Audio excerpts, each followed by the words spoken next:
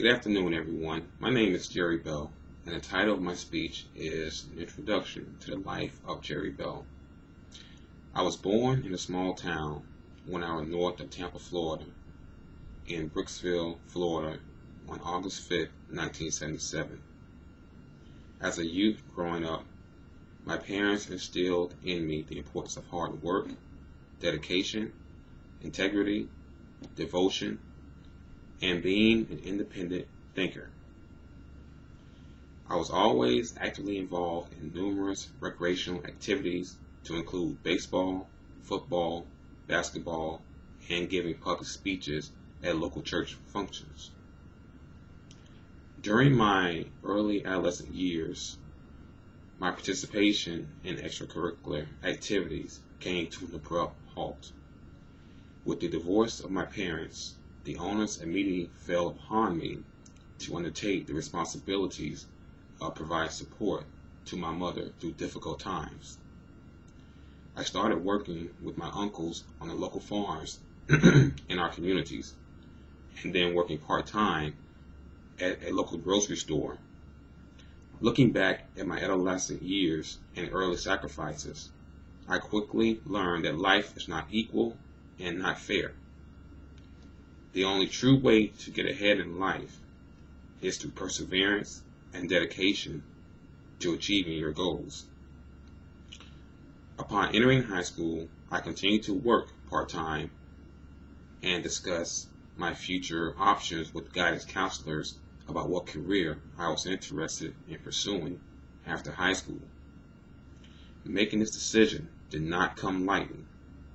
I was contemplating if I wanted to stay and attend a local community college or attend college elsewhere. I have to admit, it was not simply easy to decide on what career path I want to take or what college I want to attend. But one thing is for sure, and that I was certain of, and that was I wanted to attend college after graduating high school. In the end, I decided to stay in Brooksville and attend college at the local community college. My tenure at the community college started off well.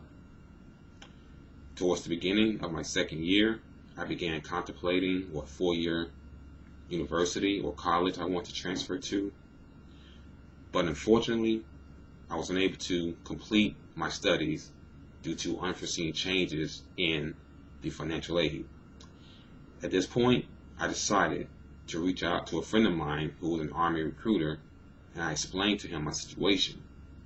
He immediately went to work to see what options were available to me from the U.S. Army.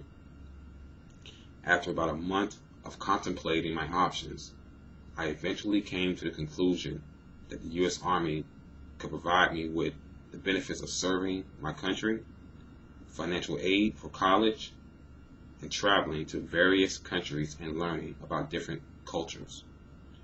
At this point, I decided to sign up for the U.S. Army and leave the following month. This turned out to become one of the longest months of my life. Not to mention, buyer's remorse began to set in because I wasn't quite sure if I was prepared to leave home. But on November 11th, 1996, with my bags packed, I made the journey to Tampa International Airport to board the plane to St. Louis. Upon arriving in St. Louis, Missouri, I was met by a sergeant in the Army who directed me and others to a bus awaiting our departure to Fort Leonard Wood, Missouri. After completing 8 long, grueling weeks of basic training, I flew from Missouri to Fort Huachuca, Arizona, where I received training in military intelligence. This training assisted me greatly with being able to communicate as well as understand various cultures and the native language of the people.